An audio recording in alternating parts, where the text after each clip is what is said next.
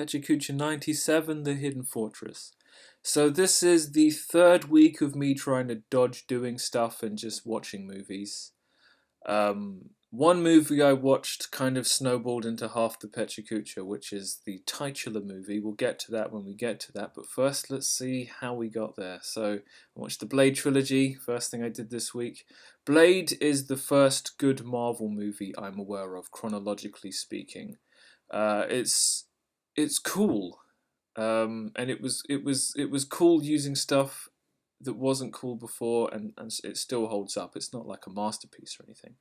But when you watch the rest of the movies, you appreciate what you have because you won't have it very long. Blade 2, Donnie Yen is in this movie. He has no lines. He does his trademark triple kick, and then they kill him off. Right? This is a movie that wastes its opportunities.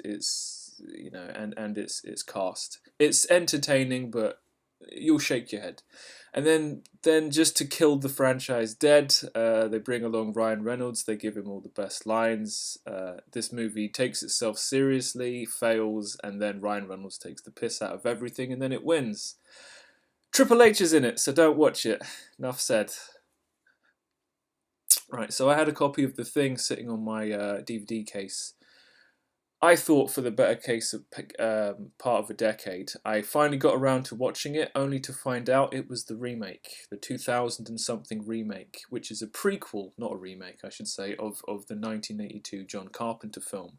I was very angry. I thought I was sitting down to watch my favourite horror movie to find that I wasn't. Shame on me, but in all fairness, the remake is not a badly made film. It did entertain me. It just wasn't the film I wanted to see. Now I have to decide if I'm going to go buy the real The Thing and if I'm not going to get caught out again. Ninja Assassin is a silly movie. I bought it knowing it was a silly movie. It's as bloody as Mortal Kombat, and it's as hated as The Room on Rotten Tomatoes, and I don't know why. It turns out the main character is a super successful Korean pop star. I don't know if that's some kind of bias against the critics on Rotten Tomatoes.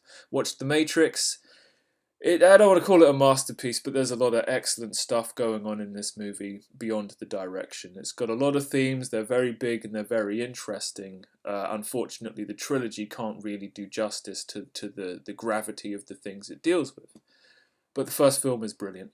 The second film is a great action movie in the same way that RoboCop 2 is versus RoboCop 1. It does work. I usually just watch the action scenes, but it works as the full movie. It's a bit pretentious. You see this increases as the trilogy goes on, but I didn't watch the third because I think it's trash. I don't own it.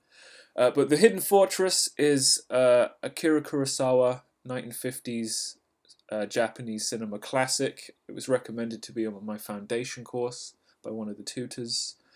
I think it's a great movie. It takes place during the Sengoku Jidai, so you've got me sold on the double things. I have an Akira Kurosawa collection of movies, and it's interesting because it's been curated by the British Film Institute, and you wonder if that isn't some kind of cultural reappropriation thing, and if that's a problem, or if it's just a case of dude on the left appreciates what dude on the right is doing, so he tells you about it.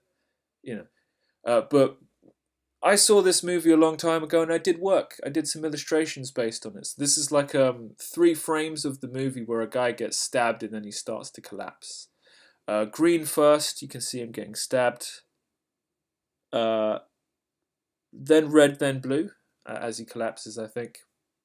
Same thing here, green, then red, then blue.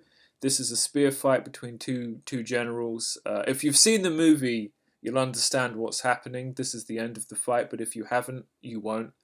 And that's why this is maybe more art than illustration, because there's a very, very difficult wall of comprehension. You either know what's going on or you don't, and that means you're either me or you're you.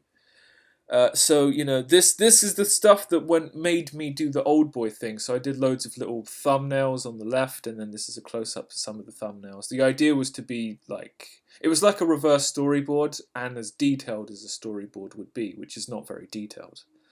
And then I did some bigger shots. Apologies for it being out of focus, but I just haven't got the time to sort this out this week. This is really how I should learn to draw, because I draw the lines that are worth representing, and that's really what illustration is all about. I don't have to draw everything. More detail is better, and this is probably the single image that me and the tutor saw and thought, yeah, you should probably do a lot more of this. This is the thing that probably kick-started this idea of why don't you reverse storyboard an entire film, and that's what the Old Boy thing was. If I haven't done a Pecha Kucha on that by itself, I should have, but I probably have. Surely I have.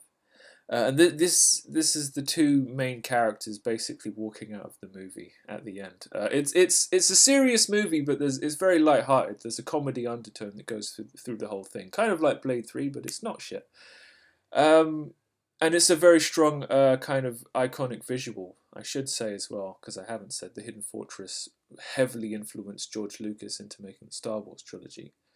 Or so I've been told. I did some color pictures of frames, and that they're color coded to how many minutes I am into the production. So orange is like 10 minutes, pink is then the next 10 minutes.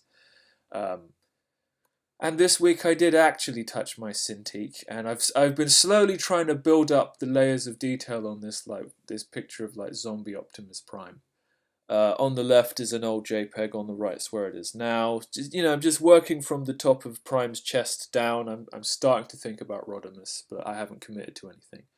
Using a Cintiq, I still don't have a good system for using it while my arms are mash up, right? So, my arms are still mash up, but they might be getting better, but they might not. I don't know. I feel like yesterday I did a lot of things and I got away with it and I shouldn't have, right? So I'm still going to leave the blog alone. I've got the rest of the Kurosawa collection to get through, and I might watch The Lord of the Rings now that I remember that I like. Oh, what's the name of the guy who plays Agent Smith? Whatever. Alright, so that brings us to the end of Pecha Kucha 97, and I'll see you next time.